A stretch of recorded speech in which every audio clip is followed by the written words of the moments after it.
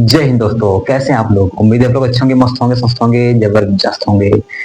तो आज की इस वीडियो में हम बात करने वाले हैं हड़प्पा सभ्यता के बारे में, क्योंकि हड़प्पा सभ्यता से पहले का जितना भी है उन सभी को मैं करा चुका हूं। अगर आप लोग नहीं देखे हैं तो जाइए हमारे इस वीडियो के डिस्क्रिप्शन बॉक्स में उस पूरा प्ले लिस्ट का ही पूरा लिंक दे रखे हैं, जाकर चेकआउट कर लीजिएगा। तो आज हम लोग हड़प्पा सभ्यता में देखने क्या वाले हैं।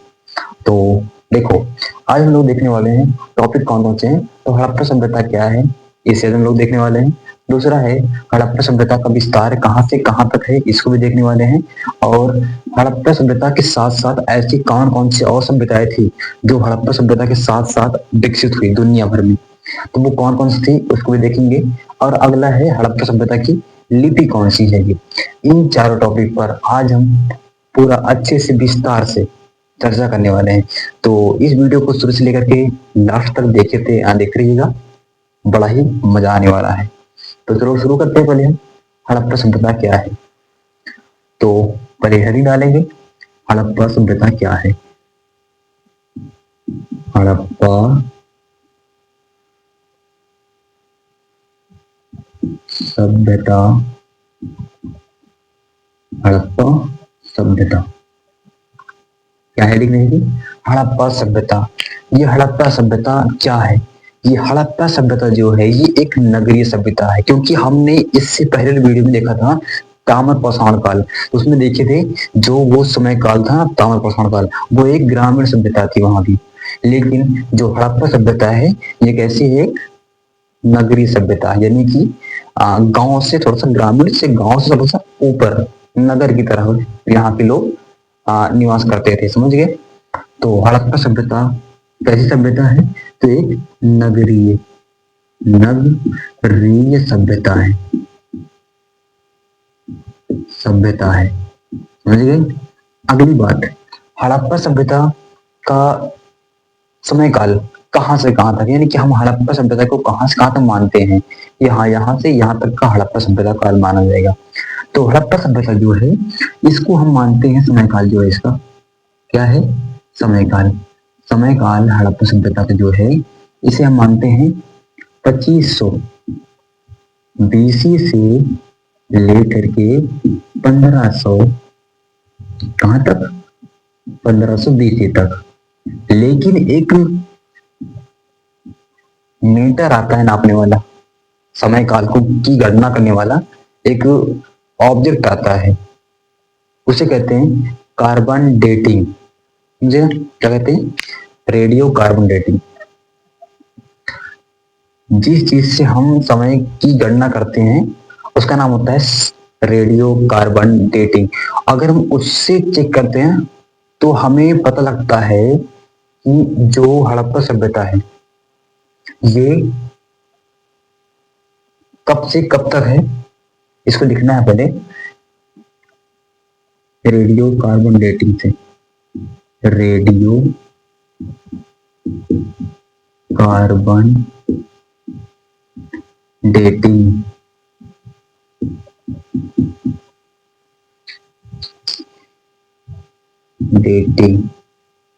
रेडियो कार्बन डेटिंग एक ऑब्जेक्ट है जिससे क्या करते हैं हम, जिससे हम लोग क्या करते हैं, जिससे हम लोग किसी भी समय की गणना के लिए इस्तेमाल में लेते हैं रेडियो कार्बन डेटिंग का।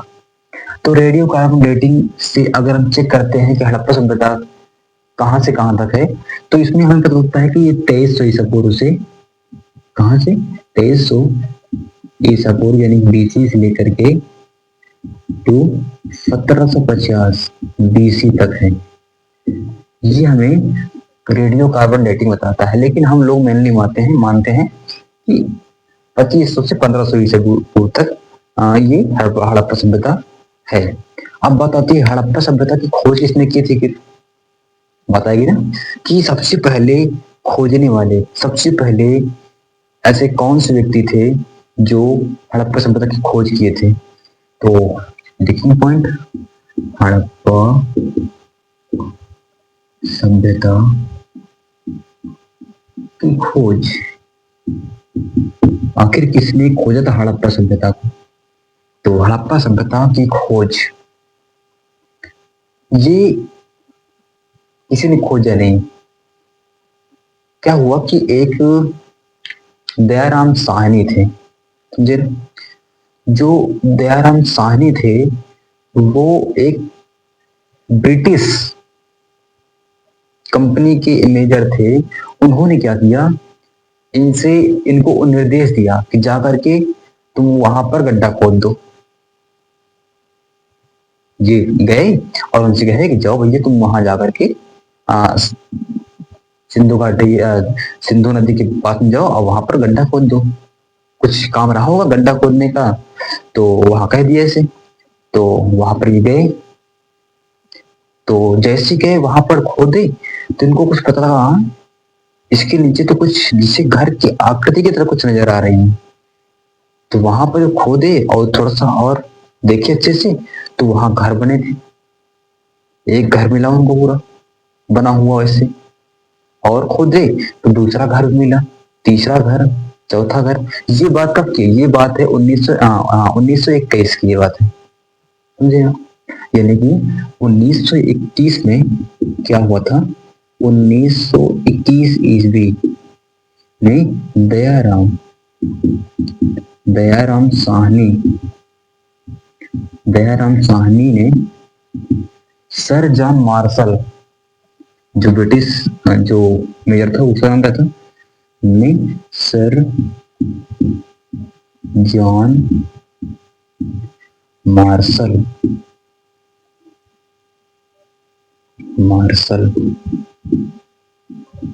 के निर्देशन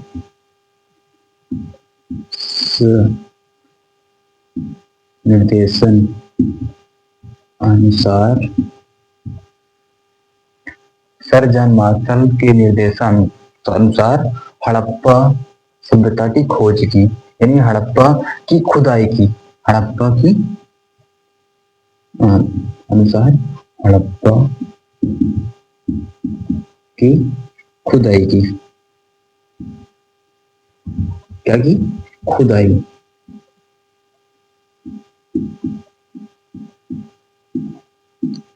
समझे ना? क्या की? खुदाई की। किसने की?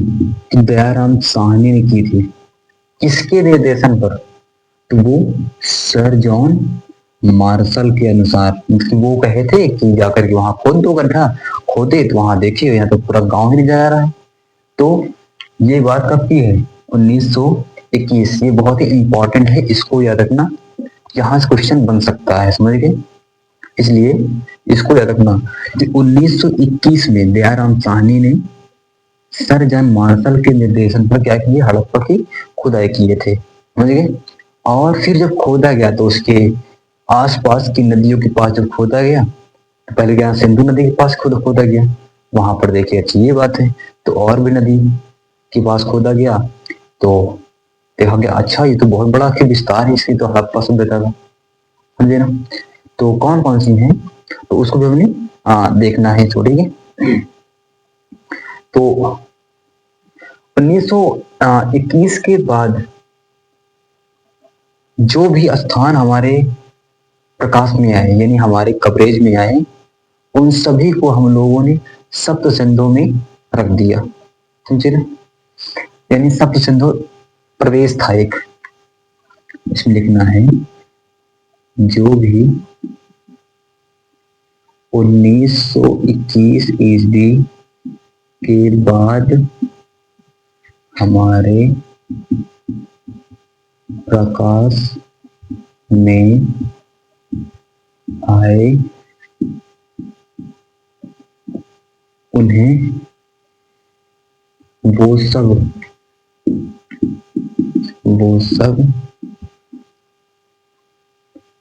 सप्त सिंधु प्रदेश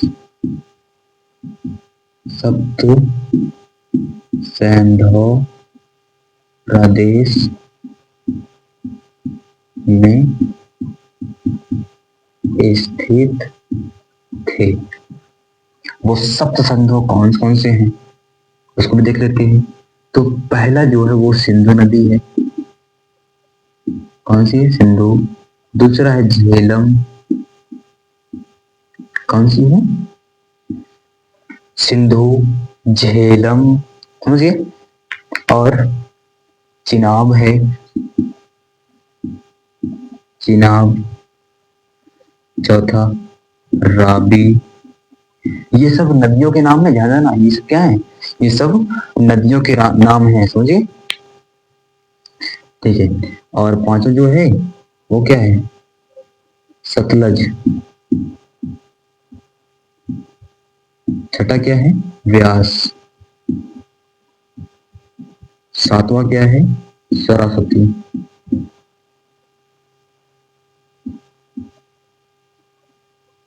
सरस्वती, अरे कैसे लिख दिया? सरस्वती,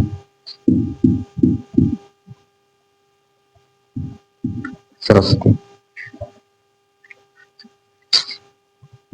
सरस्वती होगा, हाँ सरस्वती, समझ गए। तो ये सप्त सिंधु कहलाए, यानी सिंधु नदी, झेलम नदी, चिनाब नदी, राबी, सतलज, व्यास और सरस्वती, ये सातों नदियों को मिला करके एक सप्त सिंधु प्रदेश बना था, समझ गए। ठीक है। तो जो ये सप्त सिंधु प्रदेश था, इसके आगे क्या हुआ कि जो हड़प्पा सभ्यता था उसका विस्तार कितना बड़ा था। फिर पहले इसको पहले नहीं देखेंगे, पहले देखेंगे कि आखिर जो अभी ये वर्तमान में इसका क्षेत्रफल कितना है, यानी कि सप्त सिंधु प्रदेश का विस्तार कितना है, यानी विस्तार मतलब ये कि उसका क्षेत्रफल कितना है, फिर ये देखने वाले हैं, समझिए। तो लिखना है वर्तमान में सभ्यता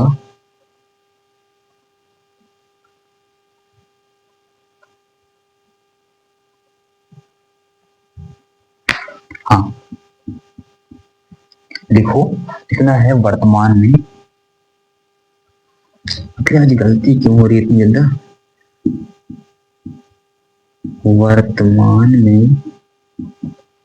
वर्तमान में सप्त सिंधु से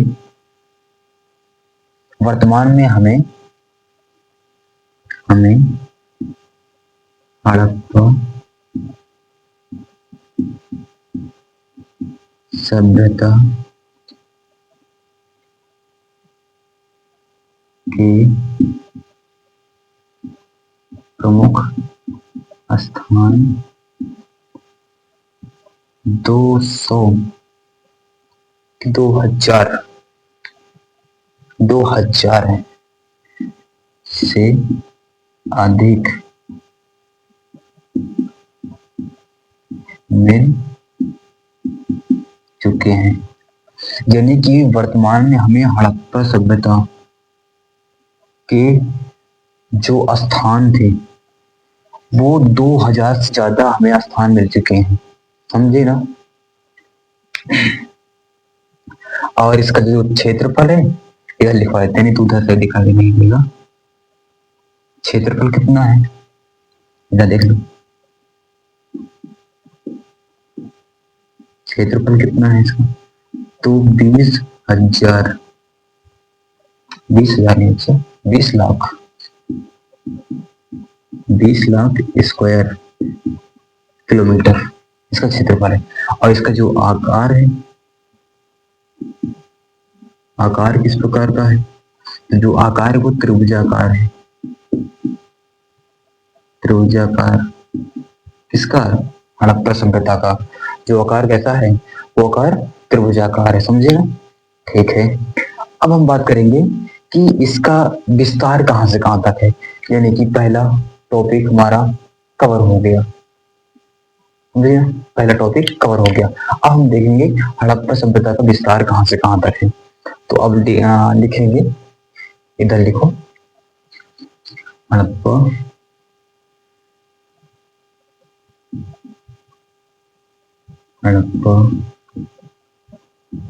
सभ्यता का विस्तार कहां से कहां तक है, इसको भी हम लोग देखने वाले हैं, समझ गए। तो देखो इसमें एक पहले ऐसे बना लो, ये ऐसे और ये ऐसे, समझिए, ये ऐसे बना लो। मान लेते हैं ये ईस्ट है यानी कि पूरब, ये वेस्ट है यानी कि पश्चिम, ये नॉर्थ है यानी कि ये नॉर्थ यानी कि उत्तर, ये साउथ है, मान लेते हैं ऐसा कुछ। समझ गए? तो क्या है, पूरब में मांडा से लेकर के, मांडा, मांडा कहां पर है? तो ये जम्मू कश्मीर में है, जम्मू कश्मीर। मांडा से लेकर के पश्चिम में कहां तक है? ये सूतकांगा डोर तक है, सूतकांगा डोर, सूतकांगा डोर तक। ये सूतकांगा डोर कहां पर है फिर? तो ये है बलूचिस्तान में है, बलूचिस्तान। ये बलूचिस्तान कहां पर है? ये पीओके में है, समझे ना, यानी कि पाकिस्तान में है ये। समझ गए बलूचिस्तान। और अगला अब आता है नॉर्थ। नॉर्थ में कहां पर है कि ये कहां तक गया है? तो नॉर्थ में कुछ मिस्टेक कर दे, जम्मू कश्मीर तो नॉर्थ में ही है, हम इसमें कहां कर दिए? ठीक है, इसमें बताओ, इसमें बताओ, ये तो रॉन्ग हो गया। जम्मू कश्मीर तो नॉर्थ में ही है, हम पूरब में कहां कर दिए जम्मू कश्मीर को जी? नॉर्थ में तो मांडा तो यहाँ होगा, नॉर्थ में ही। जम्मू कश्मीर, जम्मू कश्मीर, यस, हम उधर कर रहे हैं फिर।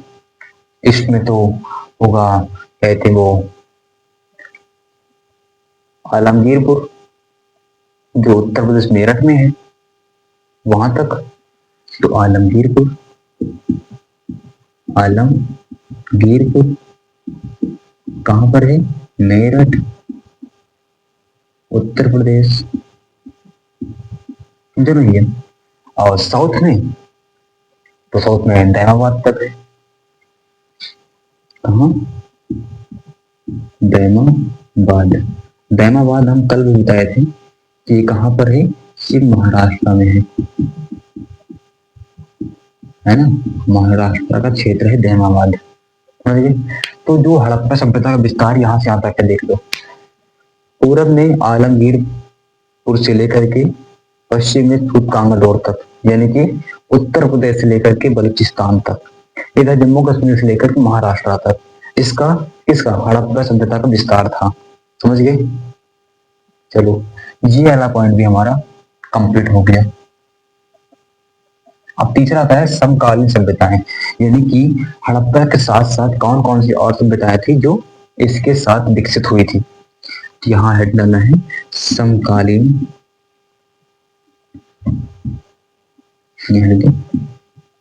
समकालीन सभ्यताएं, सभ्यता, बताएं वो कौन कौन सी थी कि जो हड़प्पा सभ्यता के साथ साथ जन्म लिए थे। तो भैया चलो देखो, इसके साथ 4 सभ्यताएं थी, यानी कि इसमें मिलाकर 4 थी, समझिए ना। पहला तो यही हड़प्पा की सभ्यता ही है, हड़प्पा सभ्यता, और इसके साथ साथ चीनी सभ्यता भी उदय हुआ था, चीनी सभ्यता का भी, सभ्यता। और इसी के साथ साथ मिस्र की भी सभ्यता का भी उदय हुआ था, हड़प्पा सभ्यता के साथ साथ ही, समझ गए, मिस्र की सभ्यता भी हड़प्पा सभ्यता के साथ साथ विकसित हुआ था। और जो लास्ट है ये है मेसोपोटामिया, मेसोपोटामिया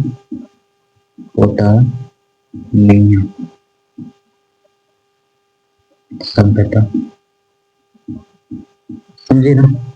तो ये चार सभ्यताएं हैं, हड़प्पा सभ्यता, चीनी सभ्यता, मिस्र की सभ्यता, मेसोपोटामिया की सभ्यता।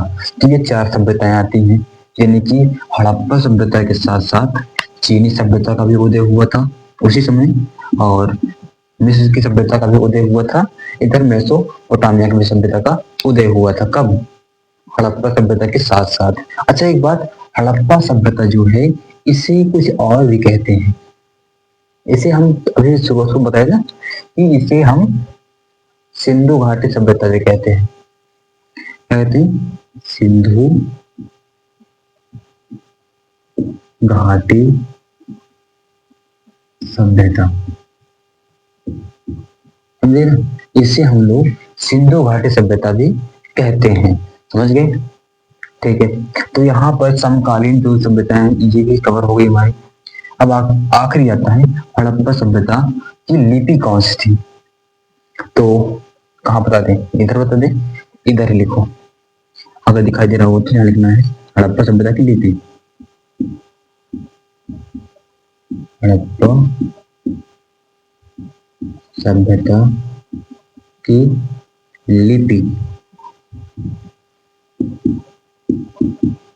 लिपि जो हड़प्पा सभ्यता की जो लिपि है वो कौन सी है। एक चीज ध्यान देना, हड़प्पा सभ्यता की लिपि अभी तक पढ़ी नहीं जा चुकी है, समझे ना। अभी तक कोई पढ़ नहीं पाया है हड़प्पा सभ्यता की जो लिपि है। लिखी गई तो है, लिखे तो है आदमी, लेकिन अभी उसको पढ़ नहीं पाए अपने इस आधुनिक जमाने की जो मानव है, समझे ना। तो हड़प्पा सभ्यता की जो लिपि थी वो कौन सी थी। हड़प्पा सभ्यता की जो लिपि है वो ब्रास्टोफोरस लिपि है, समझे ना। क्या है? ब्रास्टोफोरस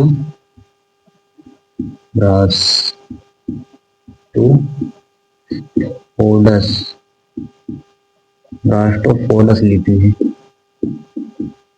यानी कि ब्रास्टोफोरस मतलब होता है भाव चित्रात्मक। क्या? भाव चित्रात्मक, भाव चित्रात्मक, भाव चित्रात्मक। ये भाव चित्रात्मक क्या होता है? यानी कि ऐसी लिपि मान लो ये हमारा, अच्छा यहाँ दिखाई दे रहा है क्या? नहीं दिखाई दे रहा है? ओके, इसे अगर नहीं दिखाई दे रहा है तो ध्यान देना, ये क्या लिखा है? ब्रास्टोफोरस लिपि, उसके नीचे लिखा है भाव चित्रात्मक लिपि, समझे ना। और देखो भाव चित्रात्मक जो लिपि है ये क्या है? ये एक ऐसी लिपि है, मान लो ये हमारा पन्ना है ऐसे, ये हमारा पन्ना है ऐसे, तो उस समय की जो लिपि हुआ करती थी ना, तो वो मान लो ये लेफ्ट है ये राइट है, तो अगर राइट से लिख रहे हैं ऐसे तो लेफ्ट तक आएंगे, पहले वो लिखते लिखते इधर से इधर लिखते हुए आएंगे, फिर अगली लाइन में इधर से लिखते इधर जाएंगे, समझे ना। और फिर उधर अगली लाइन में फिर उधर से लिखते इधर लाएंगे, समझे। और फिर इधर से लिखते हुए इधर ले जाएंगे, और फिर उधर से लिखते हुए इधर लाएंगे, फिर इधर से उधर। तो ऐसी लिपि है, यानी कि दाएं तरफ से बाएं तरफ गए, फिर बाएं तरफ से ही दाएं तरफ आएंगे, समझे ना। फिर दाएं तरफ से बाएं तरफ, बाएं तरफ से दाएं तरफ, दाएं तरफ से, ऐसी ही उस समय की जो ये लिपि थी। भाव चित्रात्मक मतलब ये होता है कि इसमें कहीं पर कुछ लिखा है फिर कुछ बना दिए हैं, किसी चीज का चित्र बन गया है, समझे ना। और फिर कुछ लिखा है फिर किसी चीज का चित्र बन गया है, तो इसे हम कहते हैं भाव चित्रात्मक लिपि, समझ गए। यानी कि ये किधर से लिखी जा रही थी? ये दोनों तरफ से, यानी कि अगर राइट से शुरू किए हैं तो राइट से पहले लेफ्ट की तरफ जाएंगे, और फिर लेफ्ट से लिखेंगे नीचे से राइट की तरफ आएंगे, और फिर राइट से लेफ्ट की तरफ, लेफ्ट से राइट, लेफ्ट, ऐसे ऐसे, समझे ना, लिखते हुए जाते हैं इसको। इसलिए हम इस लिपि को अभी तक पढ़ नहीं पाए हैं। यानी कि पढ़ने के लिए तो अनेक अनेक विद्वान आए, वो अपने अपने विचार रखते हैं, अपने अपने, कभी किसी का मैच नहीं कर पाया, समझे ना। इसलिए हम लोग कहते हैं कि इस लिपि को, यानी कि जो हड़प्पा सभ्यता की जो ये भाव चित्रात्मक लिपि है, इसे अभी तक कोई पढ़ नहीं पाया, समझे ना। तो बस आज का हमारा ये चार टॉपिक कवर हुआ। अब नेक्स्ट वाली वीडियो में हम देखेंगे कि हड़प्पा सभ्यता की सामाजिक दशा कैसी है, धार्मिक दशा कैसी है, राजनीतिक दशा कैसी है, आर्थिक दशा कैसी है, इन सभी चीजों को कल की वीडियो में देखने वाले हैं। तो बस आज के लिए इतना ही, मिलते हैं कल वाली नेक्स्ट वाली वीडियो में। तब तक के लिए जय हिंद।